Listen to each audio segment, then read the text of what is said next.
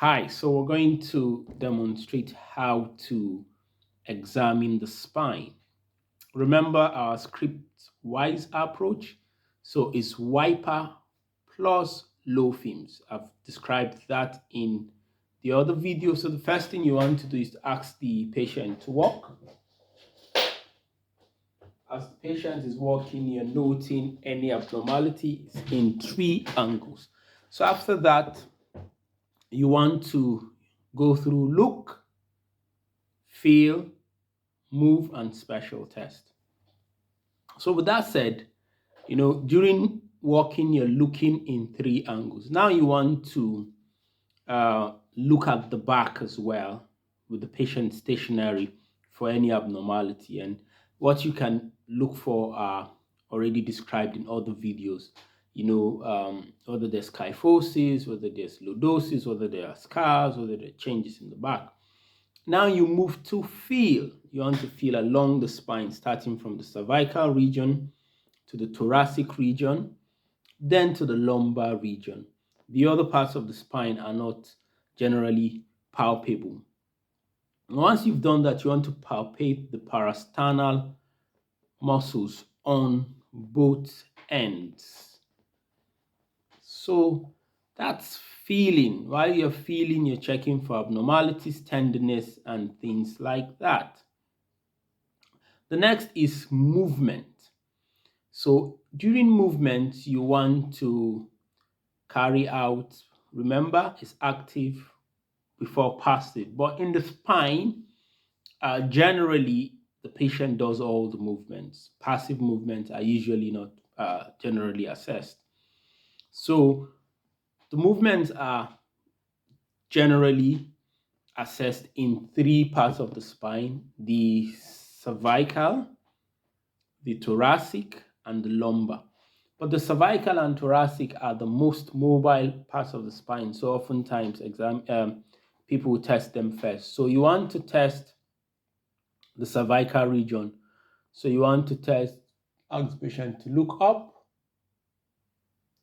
and then look down, which is cervical flexion and extension.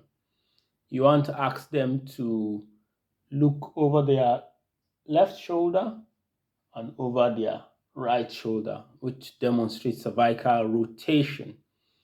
Then you want to ask them to try and touch their ear like that and like that. So that's lateral flexion of the cervical region. Once you've done that, you want to assess the lumbar spine. So you want to ask the individual to try and touch their toes. And then next, you want to ask them to try and do that. And then you want to ask them to try and do that, which is lateral flexion. And once you've done that, you want to ask them to do this, which is extension of the spine and then back. So once you've done this with the lumbar spine, you want to now go and assess the thoracic spine. So you want to ask the patient to do this and do that and that. So that assesses the thoracic spine. Once you've done this, you move to the special tests, which have, like I said in the academy, is easily remembered by FES, which is, that is translating to the femoral nerve stretch test, the straight leg raise test, as well as the Scobas test. So these three tests. So the first, most people could start with the Scobas test or either. So let's do the Scobas test. So in Scobas test, what you want to do is you want to look for the anterior posterior iliac spine. So you do that, and once you found it, you mark like that. So can you see that marking with the pen? Good. Then you want to go 5 centimeters below it and make another mark, and then you want to go 10 centimeters above it and make another mark. So you can see the tree. Well, I think the red is not making it easy to appreciate, but let's see. That's red as well. So the idea is, so if you look closely, you would, you can see the three. Now, once you've done that, you want to ask the patient to flex that way. So once they've flexed that way, so let's say they've done that, you want to take a tape measure and measure the distance across. And usually in normal people, it should stretch while the patient is that way more than 20 centimeters. So that sorts out the Scobbers test.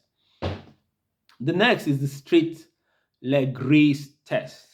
So what you're effectively doing is so let's say this is the patient's waist, that's their lower limb. You do this, one of their limb.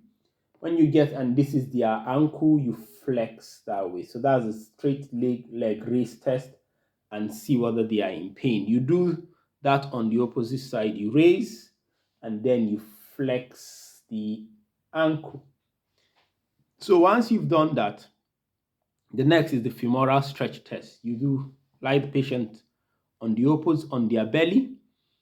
You now bend their knees like that and ask them or note whether they are in pain. You bend, so they lie flat, you bend their knees like that. So that's the femoral nerve stretch test. This will conclude the examination of the back. So let's do a recap. So in the examination of the back, you start with wiper, like we've said, and low films. So you start with gait, and then from gait, you move to feeling along the spine for the bone and paraspinal muscles. Then you move active before passive, and then you go through the cervical spine, flexion, extension, and rotation. And then the lumbar spine, flexion, extension, and rotation. Then you go to the thoracic spine. Then you carry out special tests, which you remember easily with FES. FES is FE, F in capital, E in small letters, and double S. And that translates to femoral nerve stretch test, straight leg raise test, as well as Scobbers test. Thank you for watching. Like and subscribe to the channel.